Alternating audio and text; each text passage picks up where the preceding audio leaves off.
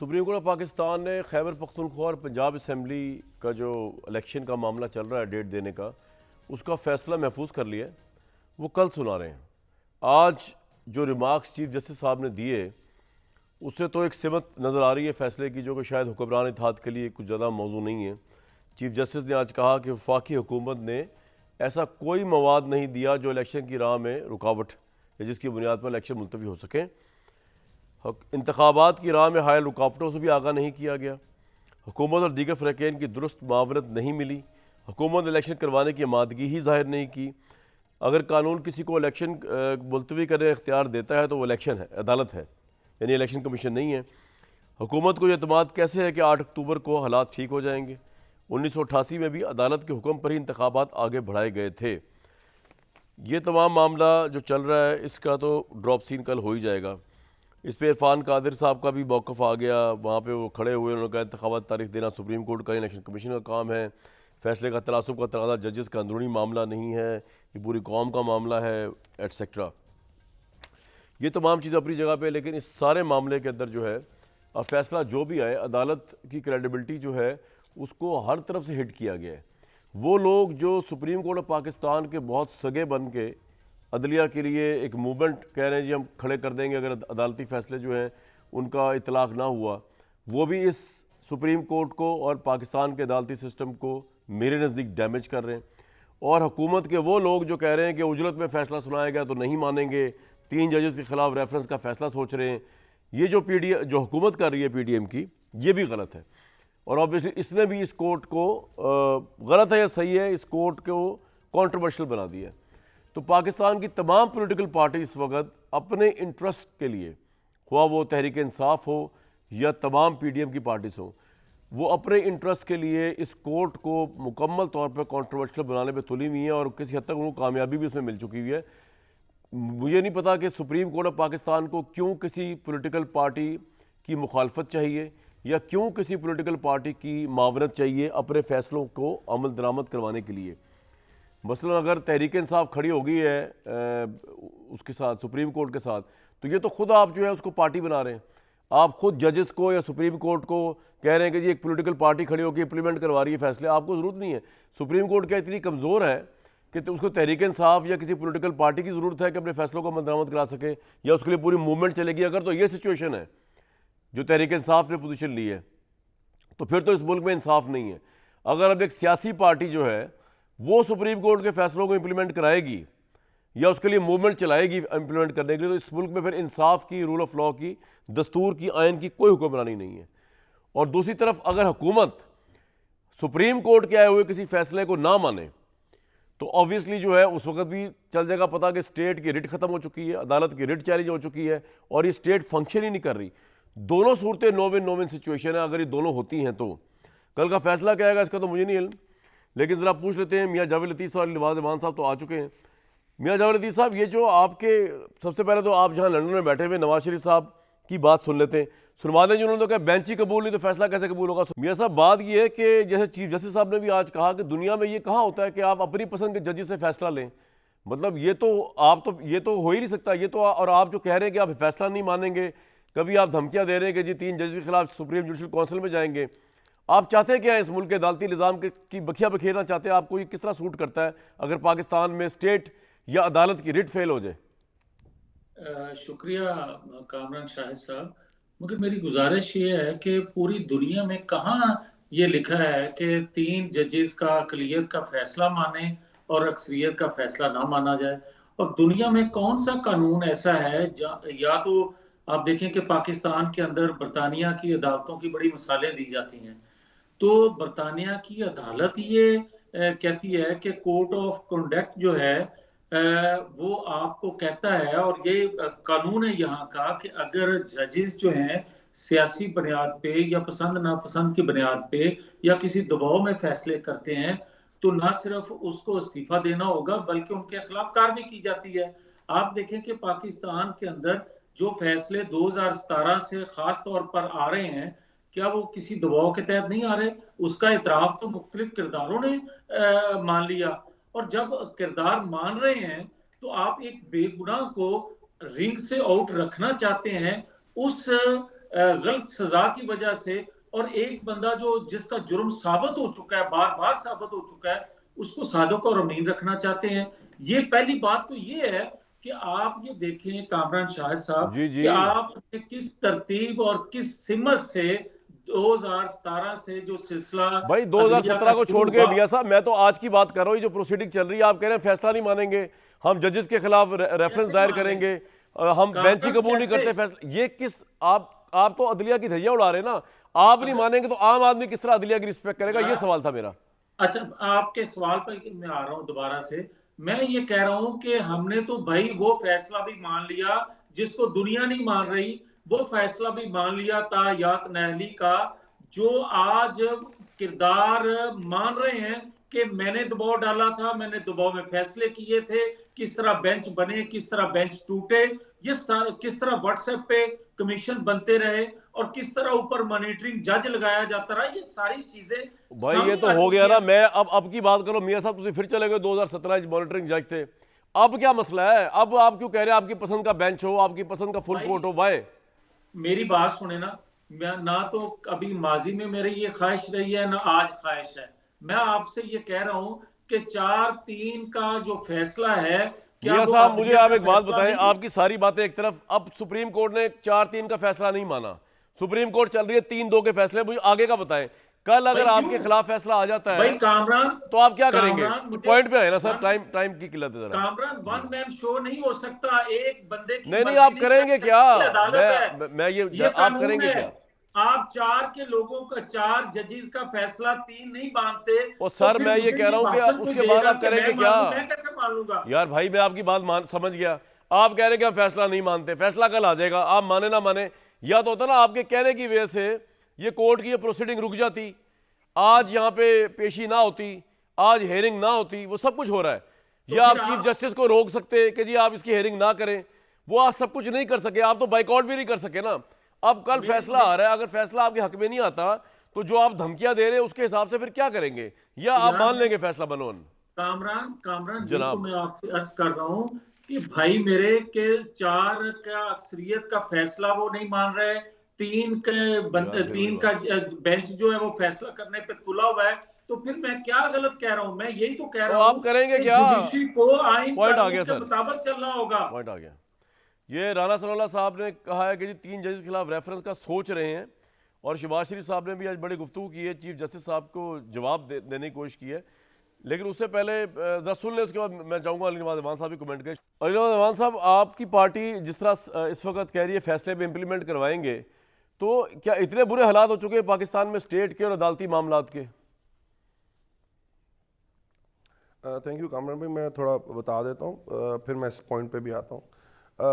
آپ کہہ رہے ہیں کہ کر کیا رہے ہیں؟ دیکھیں نون لیگ وہی کر رہی ہے جو ان کے فور فادرز کرتے رہے ہیں، سیاسی بات کر رہا ہوں، کہ آپ کو یاد ہوگا مشرف نے مارشل لا لگایا اور اس کے بعد اس نے ججز کو باہر ان کے گھروں میں قید کر دیا اور ان کو کورٹ تک آنے نہیں دیا، پھر ان کو کہا کہ پی سی او کے اوپر حلف لو، پھر انہوں نے وہی کام کیا جو جوڈیشری کو ہمیشہ جیسے باقی اداروں کو تباہ کیا، کہ انہوں نے کہا یو آر ود می اور یو آر اگینسٹ می۔ ملک قیوم سے فیصلہ لیا، کیا ہوا؟ ملک قیوم کا اٹارنی جنرل رہے ان کے دور میں، پیپلز پارٹی کے دور میں۔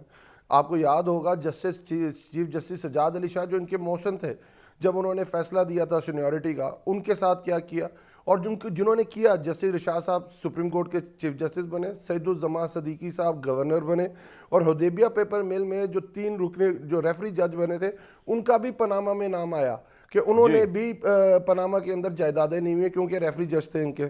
اس کے بعد یہ کہہ دیتے ہیں کہ میرٹ پہ ضمانت لی، بھائی جان کب میرٹ پہ ضمانت لی؟ حدیبیہ کا کیس چل رہا، رمضان پہ شوگر مل کا کیس چل رہا، آپ باہر بھاگ گئے اور آپ این آر او لے کے اس کے بعد دوبارہ پاکستان آئے، دوبارہ این آر او لیا، اب دوبارہ حکومت میں آئے اور ہمیں کہا کہ ہمیں ڈرایا گیا، دھمکایا گیا، ہمیں ڈنڈا دکھایا گیا، ہم حکومت میں آئے، پھر آپ نے نیب امینڈمنٹس کی، پرسن اسپیسیفک امینڈمنٹس کی، اور اس کے تحت آپ نے اپنے کیسز عدالتوں کے اندر چلائے اور آپ کو ضمانت ملی۔ آپ نے کب زندگی میں میرٹ کے اندر کوئی میرا کام کیا سوال ہو؟ پلیز، ٹھیک پھر ہے، ان کا کل کا جو بیانیہ تھا، میں آ رہا ہوں، کل کا جو بیانیہ تھا کامران بھائی، آج تو مجھے لتاڑ دینا چاہیے تھا پورے میڈیا میں، آپ کی بات نہیں کہ پورے میڈیا، کل پورے میڈیا میں کیا چلتا رہا کہ ہم نے بائیک آؤٹ کر دیا ہے، بائیک آؤٹ کر دیا ہے۔ آج عدالت میں جو ان کے وکیل پیش ہوئے اٹارنی جنرل چیف جسٹس نے پوچھا کہ بائیک آؤٹ کیا کہ نہیں کیا آپ لوگوں نے؟ صحیح، ٹھیک ہے، تو ان کو انہوں نے کہا نہیں جی ہم تو وکیل جب پیش ہو گئے بائیک آؤٹ تو نہیں ہے۔ نہیں کامران بھائی آپ پہ الزام لگا دیا، آپ پہ الزام لگا دیا کہ انٹرپریٹ غلط کیا میڈیا نے، اس کیونکہ فیصلے ساری چیزوں کی انٹرپریٹیشن تو یہ خود کر لیتے ہیں۔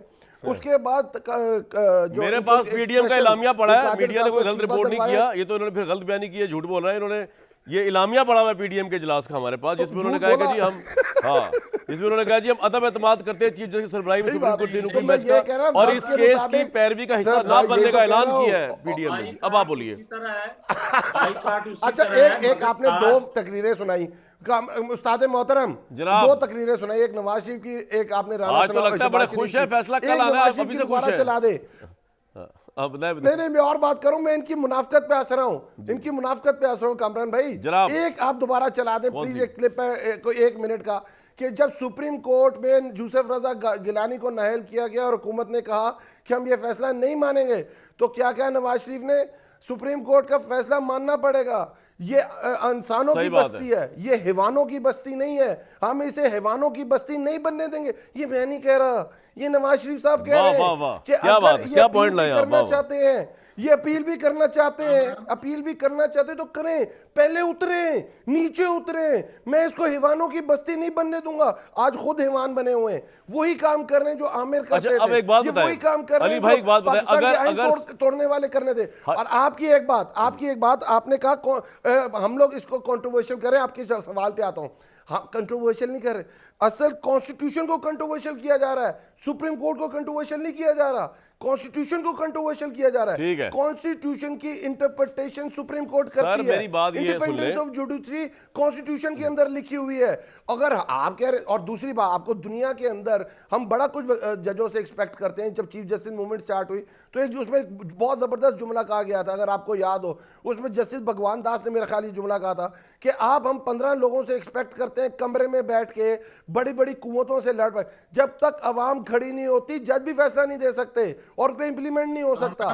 پاکستان اگر انہوں نے فیصلہ قبول نہ کیا، میری بات تو سن لینا بھائی جان، ایک تو ڈائلاگ نہیں آپ کرنے دیتے، دور بیٹھے ہوئے دیکھ تو آپ سارے لوگ، میں یہ پوچھ رہا ہوں اگر انہوں نے فیصلہ قبول نہ کیا تو آپ موومنٹ چلائیں گے جوڈیشری کے لیے، تین ججز کے لیے کے فیصلے کے لیے، چیف جسٹس کی سیکریٹری کے لیے، کورٹ کے لیے؟ نہیں کیا کریں گے پھر؟ نہیں کامران بھائی، ہم کانسٹیٹیوشن کے ریوائول کے لیے مہم چلائیں گے، کانسٹیٹیوشن کو ریوائول کے لیے مہم چلائیں گے۔ ٹھیک ہے سر، پوائنٹ آ گیا۔ ہم تو کہتے ہیں بھائی ہمارا تو مسئلہ جی میاں صاحب جلدی علی بھائی آپ کا پوائنٹ آ گیا، آپ کا پوائنٹ آ گیا، یہ ہمارا ایشو نہیں ہے، بہت دیر پہلے کا آ گیا۔ جی میاں صاحب چھتی نہ کرو، پھر 2 چیزیں ہیں جو میرے بھائی غلط بیانی کر رہے ہیں نا، میں صرف اس کی کریکشن کرنا چاہتا ہوں کہ یہ کہتے ہیں جسٹس قیوم ملک کی آڈیو آئی تھی، تو جسٹس ثاقب نثار کی بھی آئی تھی، جسٹس شوکت صدیقی زندہ ہے، جسٹس شوکت صدیقی جو کچھ کہہ رہے ہیں اندر سے کہہ رہے ہیں، ان کو بلائیں۔ بس فرق یہ ہے کہ وہ جسٹس قیوم کی جو آئی تھی نا، اس میں شہباز شریف صاحب کی آواز بھی ساتھ تھی، باقیوں میں اس طرح کا مسئلہ نہیں تھا۔ لیکن چلیں ہم باقی چیزوں میں نہیں، یار آپ آگے جانے دینا یار، نوازوان صاحب نہ 1 سیکنڈ مبینہ آواز نہیں، میں یہ کہہ دیتا ہوں جاوید لطیف بھائی انگلینڈ میں بیٹھے ہوئے ہیں تو ان کے اوپر انفلوئنس ہو گیا ہے، ورنہ کبھی وہی بیٹھے ہوئے میاں صاحب کے آفس میں بیٹھے ہوئے ہیں۔ کے خلاف جو ویڈیو آئی تھی جب ثاقب نثار کے وہ جسٹس شمیم لے کے آئے تھے، اور اس کے پیچھے کون تھا، اور اس کے بعد ہائی کورٹ میں اس کا حشر کیا ہوا، یہ بھی بتائیں نا۔ جی میاں صاحب کیا ہو گیا ہے؟ میں یہ بات کہہ رہا ہوں آپ سے کہ آپ نے کہا کہ آپ جوڈیشری کی بات نہیں مان رہے، اور علی نواز بھی یہ بات کر رہے ہیں، مجھے یہ بتا دیں کہ کیا جوڈیشری کے اندر سے 4-3 کا فیصلہ نہیں آیا؟ وہ میرے بھائی وہ آیا فیصلہ، لیکن اس وقت پروسیڈنگ جو جج کر رہا ہے وہ 4-3 نہیں ہے، وہ 3 کا بینچ بیٹھا ہوا ہے۔ بھائی جو 4 نے فیصلہ دیا ہے 7 ججز میں سے، تو اس کو آپ میری بات سنیں نا، آپ کسی اور اعلیٰ عدالت پلیٹ فارم پہ جا کے چیلنج کریں، اس بات کو میرے پروگرام میں تو نہیں ہو سکتی یہ بات جو آپ کہہ رہے ہیں۔ ایک بات میں اچھا 1 سیکنڈ، آپ کہتے ہیں کہ آپ کے پروگرام میں یہ فیصلہ بات نہیں ہو سکتی، انڈو نہیں ہو سکتا نا، یہ آپ کی بات صحیح ثابت نہیں ہو سکتی نا۔ ہاں صحیح کہہ رہا ہوں، آپ کی بات یا میری بات کی بات نہیں ہے، بات اصول کی ہے۔ وہ میرے بھائی میں نے آپ سے 25 منٹ ضائع کر دیا آپ پہ، میں نے آپ سے بار بار پوچھا کہ آپ کی ساری باتیں آپ کے حساب سے صحیح مان لیتے ہیں، آپ کریں گے کیا؟ کل اگر آپ کے خلاف فیصلہ کیا کریں گے اس کا؟ آپ کبھی آپ 2017 پہ لے جاتے ہیں مجھے، کبھی آپ 2018 پہ لے جاتے ہیں، اس کا جواب آپ دے نہیں رہے۔ اکثریتی جوڈیشری کے ساتھ کھڑے ہیں، अक्सरियती जो फैसले हैं उनके साथ खड़े हैं, हमारे खिलाफ भट्टी साहब ये फैसले हुए सिचुएशन हमने जो वो चल भी रही है, माने। कल अगर फैसला मगर अच्छा यार शरीयत के फैसले मियां साहब मानेंगे, बात पॉइंट आ गया आपका, शरीयत के बातियों को तो फैसले बोलने नहीं दें मान सर, सकते। पॉइंट आ गया आपका।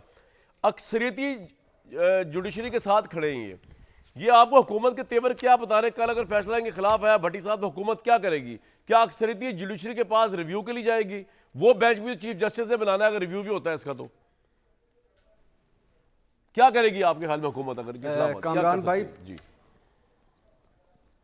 कामरान भाई, एक जब इमरान खान का दौर था, इमरान खान की दौरे हुकूमत था, तो आपको एक शेर सुनाया था, शायद आपकी वो समातों में या ज़हन में हो जनाब। आज वही दोबारा। हमारी बदकिस्मती ये है कि हम एक से निकलते हैं तो दूसरा उससे बड़ा उस्ताद आ जाता है, उसमें फंस जाते हैं। उस उस्ताद से निकलते हैं, अगला उसका दादा उस्ताद आ जाता है। वाह वाह। वो शेर था, लंगड़े खेडन कौडियां ते गंजे कड्डन चीर, अन्ने वेखण फिल्मां ते थत्थे गावन हीर। चलो जी, गल मुक गई। अब खैर से सूरत हाल आप अंदाज़ा कर लें, खुदा का खौफ ये कर लें, ये किन चक्करों में पड़े हुए हैं। मिसाल ये क्या करेंगे, क्या पहले आप अक्सर कहते हैं सवाल का जवाब नहीं, हाँ। तो पहले करेंगे क्या? करेंगे क्या वही इनके जो पास? इन्होंने 97 में किया था। अच्छा, करेंगे ये। इन्होंने अदलिया तकसीम कर दी है। अता तारड़ साहब का बयान, आपकी जो दिल की आवाज़ है वो सबके सामने है। जब जब सज्जाद अली शाह तब तब तारड़, माँ तेरे करण अर्जुन तब तब आएंगे। आज तो दो हैं तारड़, आज तो 2 तारड़ हैं। ये इन्होंने क्या किया था, सेम वही दोहराई जा रही है। तौहीन अदालत में नवाज शरीफ को बुलाया सज्जाद अली शाह ने, उसके बाद जस्टिस इरशाद हसन का कोयटा से, सुप्रीम कोर्ट के रजिस्ट्री कोयटा से फ़ोन आया कि मजीद अहकामात तक चीफ जस्टिस को काम करने से रोक दिया जाए।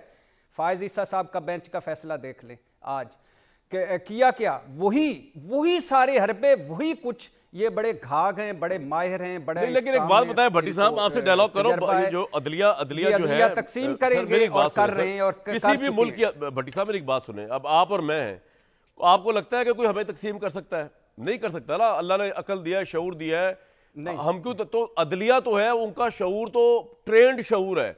ये तो हम कह ही नहीं सकते भट्टी साहब के कोई पार्टी या कोई बंदा इतना पावरफुल है कि सुप्रीम कोर्ट की मेजॉरिटी अदलिया को उसने भटका दिया, राह रात से हटा दिया, उसको तकसीम कर दिया। और अगर आपकी ये बात मान ली जाए तो बड़ी खतरनाक बात है, फिर तो इस मुल्क से अदालत और इंसाफ का जनाजा उठ गया।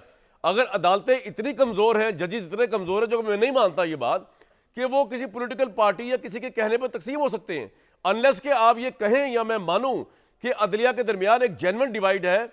मेजॉरिटी ऑफ द कोर्ट कुछ और समझता है, खुद नोटिस को लेकर, बेंचेस की फिक्सिंग को, बेंचेस की ऑर्गेनाइजेशन को लेकर, और इस खुद नोटिस को लेकर।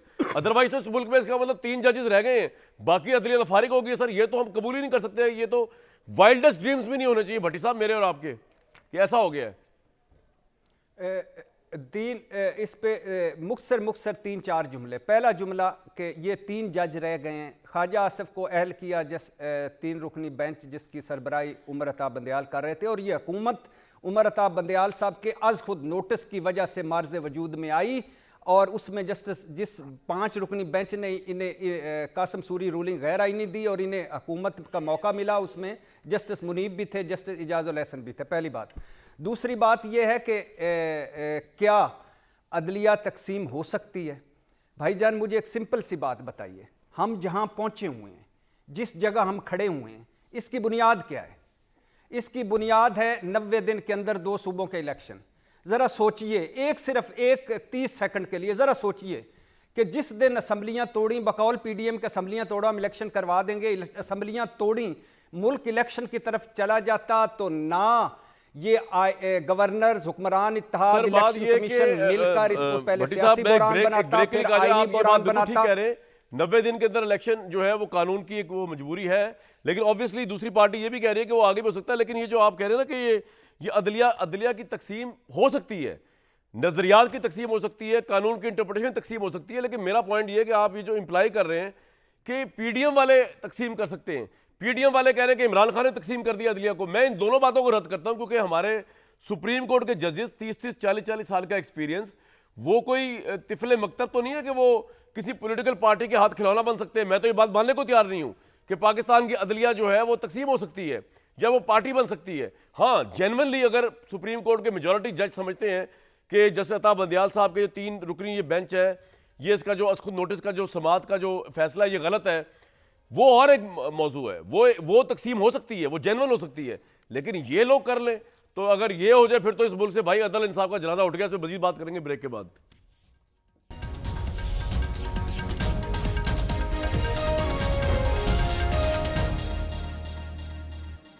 میاں صاحب مسئلہ یہ ہے کہ کل اگر آپ کی گورنمنٹ نے نہ مانا تو یہ بھی ہو سکتا ہے کہ شہباز شریف صاحب جو ہے توہین عدالت میں نااہل ہو جائے. سپریم کورٹ کا فیصلہ اگر نہ مانا جیسے یوسف رضا گیلانی صاحب ہوئے تھے, تو آپ اپنے پرائم منسٹر کو قربان کرنے کے لیے تیار ہیں اگر آپ کا یہی جوبن موڈ چل رہا ہے؟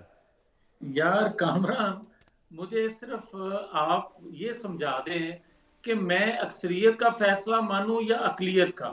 دوسرا مجھے یہ سمجھا دیں کہ جو میجورٹی ہے اس ادارے کی, کیا میں اس کو دیکھوں یا میں اقلیت کے اس بینچ کو دیکھوں جو ہاں ایک اور چیز ہے, ابھی آپ پوچھ رہے تھے کہ علی نواز سے کہ آپ کو پتا ہے, آپ بڑے خوش ہیں کہ کل کیا فیصلہ آنے والا ہے. او بھائی صاحب, اگر 8-8 10-10 دن بینچ جب بنتا ہے تو اس کے فیصلے لوگوں کو پتا ہو تو پھر مجھے وہ نہیں, میں یہ نہیں کہہ رہا تھا بھائی, میں نے تو مذاق میں کہا تھا کہ جس طرح آپ خوش ہیں آج لگ رہا ہے آپ کو فیصلہ. ہاں میں مذاق کر رہا تھا بھائی, مذاق کر رہا تھا, میرے پاس کوئی انفارمیشن نہیں ہے علی نواز امان صاحب کی. دنیا کو پتا ہے. اور تیسری ایک بات اور میں کہنا چاہتا ہوں, مجھے ابھی یہ بات کر رہے تھے میرے بھائی بھٹی صاحب فرما رہے تھے کہ یہ جناب سپریم کورٹ پر حملہ ہے. اور بھٹی صاحب, آپ کو اس وقت سپریم کورٹ پر حملہ یاد نہیں آیا جب سپریم کورٹ کی دیواریں پھلان کے, جب اس کی چھت پہ, جب اس کے شیشے دروازے توڑے گئے, آپ کو اس وقت سپریم کورٹ پر حملہ یاد نہیں آیا جب ایک جج کا نام لے کر اس کو دھمکیاں دی گئی؟ آپ کو اس وقت سپریم کورٹ کا پر حملہ یاد نہیں آیا؟ بھٹی صاحب جلدی سے جواب دے دیں, میاں صاحب بڑی فارم میں ہیں, پھر اس کے بعد علی نواز امان صاحب کی طرف آؤں گا. جی بھٹی صاحب, آپ کو یاد نہیں آیا؟ سلیکٹڈ یاد ہے آپ کی ایک بات. دوسری بات بھٹی صاحب, کل آپ کو کیا لگ رہا ہے حکومت فیصلہ نہیں مانے گی اور یہی پلی دے گی اکثریتی جج والا کہ اکثریتی ججوں کا فیصلہ ہم سنیں گے, جو کہ فیصلہ آیا نہیں اس کے اوپر کوئی اس طرح کا کلیئر کٹ؟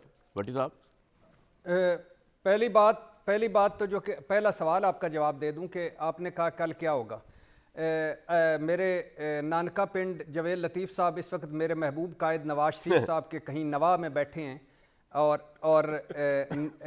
لہٰذا میں اپنے محبوب قائد نواز شریف کا ہی بیان ریپیٹ کرتا ہوں. 9 مئی 2012 گڑی خیرو, وزیر اعظم گیلانی تمہارا فرض تھا آئین کا ساتھ دیتے, عدلیہ کا ساتھ دیتے, تم نے تو زرداری کا ساتھ دیا. تو کل شہباز شریف آئین کا ساتھ دیں گے, عدلیہ کا ساتھ دیں گے, نواز شریف اور مسلم لیگ اور پی ڈی ایم کا ساتھ نہیں دیں گے, کیونکہ یہ میرے محبوب قائد صاحب کے محبوب قائد کا فرمان ہے. دوسری بات, مجھے بالکل میرے نانکا پنڈ یاد آیا تھا جب پنجاب سے آپ بسیں بھر کے لائے, پنجاب ہاؤس میں ٹھہرایا, قیمے والے نان کھلا کر حملہ کرایا, اور پھر خواجہ آصف صاحب کو جب کہا تو انہوں نے کہا میں تختی سیدھی کرنے گیا تھا. سر میں یہ کہہ رہا ہوں کہ کل حالات آپ کو انسرٹن ہوتے نظر آ رہے ہیں. بھٹی صاحب وقت کی قلت ہے ذرا آج. بالکل ہوتے نظر آ رہے ہیں, بالکل ہوتے نظر آ رہے ہیں. یہ منصوبہ بندی کے تحت ہو رہا ہے, یہ پلاننگ کے تحت ہو رہا ہے, اس میں کوئی علی نواز امان صاحب جو اگر کیاس ہوتا ہے نا کل کے فیصلے کے بعد, تو حکومت کو سوٹ کرے گا کہ الیکشن کو مزید ملتوی کر دے. آپ اس کے بجائے ان سے بات کیوں نہیں کر لیتے کہ کوئی مڈل گراؤنڈ نکال کے ان سے ڈیٹ لے لیں, بھلے اکتوبر میں الیکشن ہو جائے. آپ کی پاپولیرٹی تو بھائی بڑھتی جا رہی ہے, آپ کو کیا فرق پڑ رہا ہے؟ 100 تک تو پہنچ گئی ہوگی ابھی. نہیں یہ بات ٹھیک, کامران بھائی بالکل ٹھیک بات ہے, پر مسئلہ یہ ہے کہ آج سپریم کورٹ نے ان سے پچھلے ایک ہفتے سے پوچھ رہی ہے کہ جو حالات آپ ہمیں بتا رہے ہیں کیا آپ گارنٹی دیں گے اکتوبر کے اندر یہ حالات نہیں ہوں گے؟ تو ان کے پاس اس کا چیز کوئی جواب نہیں ہے. ان کا یہ مسئلہ نہیں ہے کہ یہ الیکشنز نہ ہوں, ان کا مسئلہ یہ ہے کہ پاکستان میں الیکشنز ہی نہ ہوں. جو بادشاہت نواز شریف ایک لے کے آئے تھے لیجسلیشن جو اڑا دی گئی تھی کہ مجھے خلیفہ بنا دیا جائے, یہ تو خلیفہ موڈ کے اندر چلے گئے ہوئے ہیں. ان کا تو پاکستان کی عوام کے ساتھ کوئی تعلق ہی نہیں ہے. یہ الیکشن پاکستان کے اندر کرانا ہی نہیں چاہتے. اگر آپ کو یاد ہو تو پاکستان میں جو 97 ریپیٹ ہو رہا ہے, 97 میں کیا ہوا تھا؟ آپ کو لگ رہا ہے کہ اکتوبر کو بھی یہ حکومت الیکشن نہیں کرائے گی؟ آپ کو یہ لگ رہا ہے؟ آپ کو یہ خدشہ ہے؟ میں کہہ رہا ہوں ان کے بس میں ہو, پاکستان میں الیکشن کانسٹیٹیوشن میں سے لیکن علی بھائی ایک بات بتائیں, اگر سپریم کورٹ کہہ دے, ہماری جو نسل شریف خاندان میرے سوالوں کا جواب دے دینا, ہماری جو نسل, اور میرے بھائی سن تو لیں ذرا ایک منٹ جلدی. اگر یہ حکومت امپلیمنٹ نہ کرے, حکومت کے ادارے جو ہے وہ معذوری کا اظہار کر دیں, خواہ کوئی بھی ادارہ ہو, وزارت خزانہ ہو, جو بھی ہو, کہ جی ہم امپلیمنٹ نہیں کر سکتے, پھر تو کیاس ہی ہوگا نا. پھر کیا کریں گے آپ؟ سر ہم تو کانسٹیٹیوشن کی ریوائول کی کمپین چلائیں گے, مہم چلائیں گے, روڈوں کے اوپر آئیں گے, پر میرا یہ مسئلہ یہ توہین عدالت نہیں ہے. میں آپ کو پھر یہ بتا رہا ہوں کہ آپ صرف کہہ رہے ہیں شہباز شریف توہین عدالت میں اندر سے, یہ توہین عدالت نہیں ہوگی, یہ آرٹیکل 6 لگے گا, کیونکہ وہ کانسٹیٹیوشن آف پاکستان کو نہیں مان رہے. یہ کوئی عدالت کا فیصلہ میاں جاوید نہیں علی ہے, صاحب مجھے ایک بات یہ بتائیں, عدالت اگر کا انہوں فیصلہ نے, نہیں ہے. اگر آپ نے فیصلہ میری نہ بات مانا اور انہوں نے اگر جی ایک منٹ علی بھائی فیصلہ نہ مانا, انہوں نے جوڈیشری کے لیے موومنٹ چلا دی, تو پھر تو آپ کے لیے 3-4 والا نہیں ہے. یار یہ جوڈیشری کے لیے موومنٹ چلانے کی نوبت نہیں آئے گی. یہ آرٹیکل 6 کی بات کرتے ہیں, عمران خان, قاسم سوری اور عارف علوی پہ لگ چکا ہے جو یہ بات کہہ رہے ہیں. اور تیسری بات آپ یہ سن لیں کہ ہم تو آئین قانون کی پاسداری کرنے والے لوگ ہیں. آپ یہ کہتے ہیں الیکشن نہیں ہوں گے, الیکشن اسی سال ہوں گے, الیکشن اسی سال ہوں گے, مگر جو صادق اور جھوٹ ہے جاوید لطیف صاحب. آپ لوگ کہتے تھے پنجاب گورنمنٹ توڑو ہم الیکشن کرا دیں گے, آپ کہتے تھے پنجاب گورنمنٹ توڑو ہم الیکشن کرا دیں گے, وہ کہاں ہے؟ آپ کی کس بات کو سچ مانا جائے؟ اس طرح نہیں ہوتا علی نواز, اس طرح نہیں ہوتا. بات یہ ہے کہ ہم پہلے بھی الیکشن چاہتے تھے, ہم آج بھی الیکشن چاہتے ہیں, مگر آپ پاکستان کو ڈبونا چاہتے ہو. ہم کہتے ہیں مالیاتی اداروں سے بھٹی صاحب مجھے ایک بات بتائیں, اگر سپریم کورٹ نے الیکشن کا انسسٹ کر دیا اور پھر بھی حکومت الیکشن نہیں کرواتی اس ملک میں, پھر کیا ہوگا؟ اسٹیٹ کی ریٹ کہاں جائے گی, عدالت کہاں ہوگا, کیا پریکٹیکلی آپ کے نزدیک؟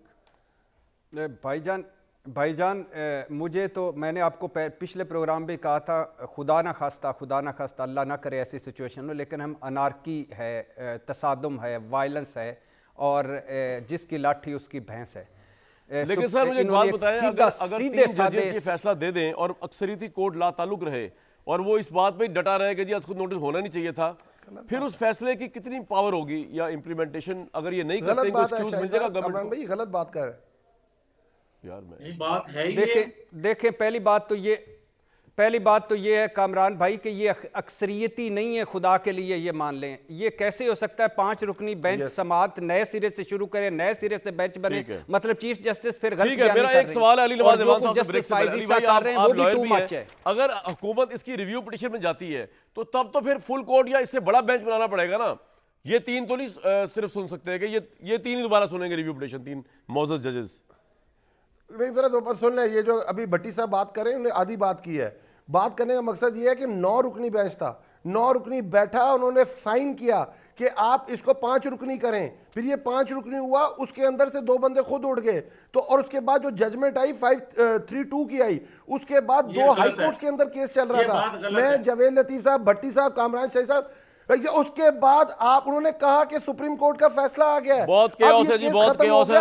میں ایک بریک لوں گا. بہت کیوس ہے اس ملک میں, عدالت, آئین کی حکمرانی اور سپریمیسی جو ہے آف کنسٹیٹیوشن, یہ سب ایٹ سٹیک ہے. کل کا دن بڑا ہے, لیکن میں ایک بریک لوں گا جی.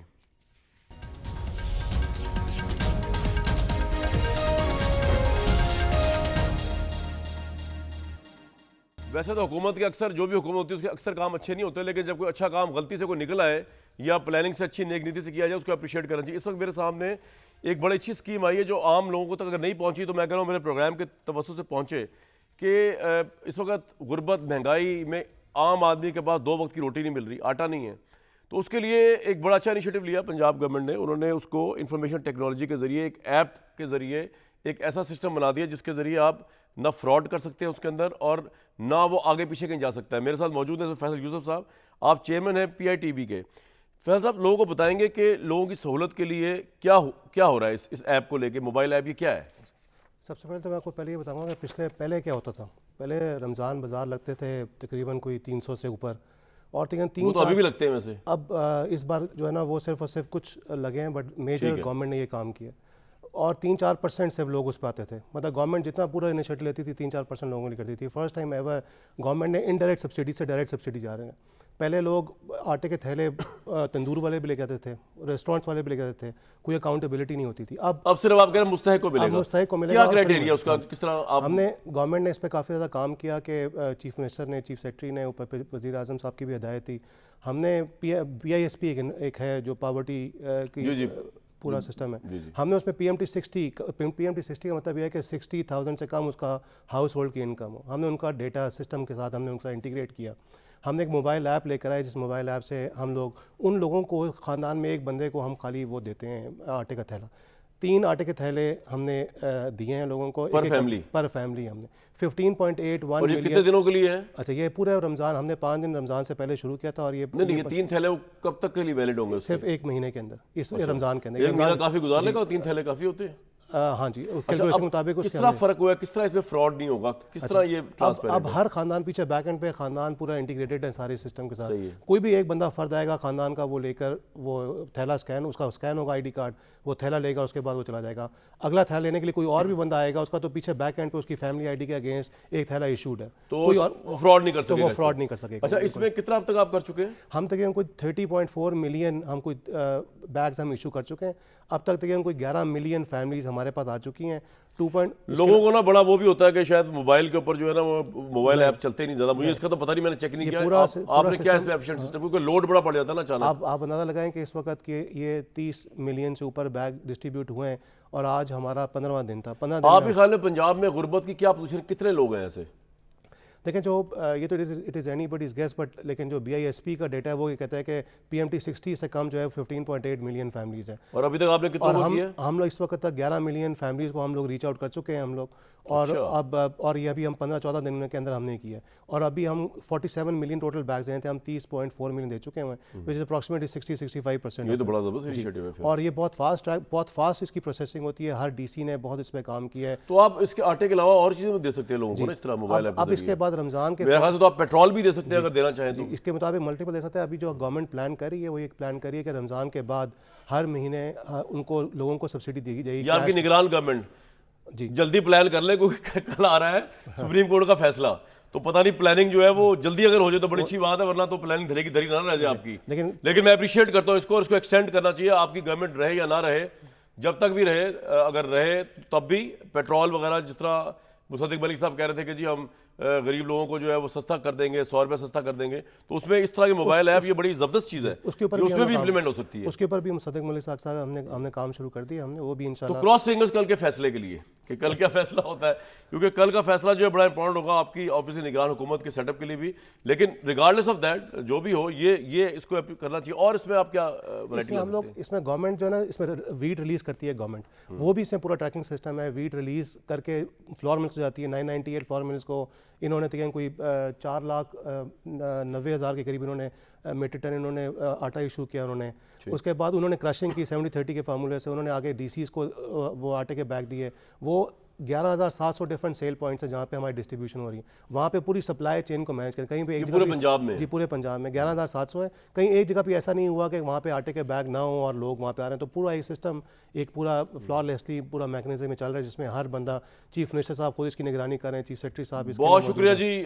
ये अच्छी चीज़ को अप्रिशिएट करना चाहिए, उसको और एक्सटेंड करना चाहिए। और कल जो है ना वो बहुत चीज़ों का फैसला हो जाएगा और सुप्रीम कोर्ट में नज़रें सबकी, और कल उन्होंने जो है महफूज फैसला सुना देना है।